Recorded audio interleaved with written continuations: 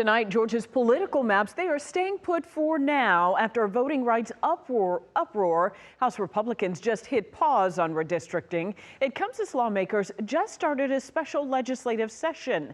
Atlanta News First reporter Abby Kasouris joining us live inside the Capitol. And lawmakers, Abby, they were actually gearing up for a map fight. So what changed?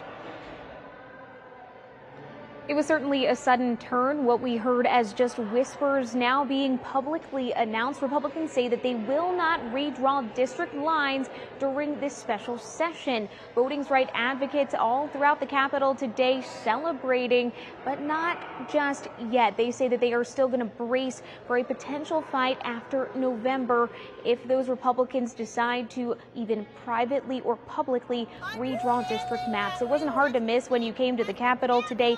Protesters crowded the steps, signs up chanting and warning, don't touch the maps. They say a redraw could dilute black voting power before voters even see what's coming. Then inside the Capitol, Republican leaders stood shoulder to shoulder saying they're pausing, watching court cases and promising more public input before any possible map changes. Democrats say the turnout in organizing, especially after Tuesday night's results, have Republicans scared. If they redraw district maps now, it could hurt their own party.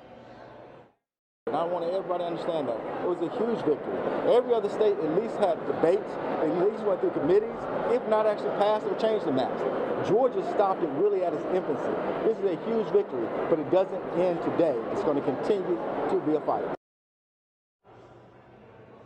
Lawmakers still have a lot to tackle here at the state capitol during the special session, including local acts that they could pass that would be tied to property tax relief and a QR code deadline that is impending. We expect them to start to take up some of those issues starting tomorrow. Live at the Capitol, Abby Kasouris, Atlanta News First.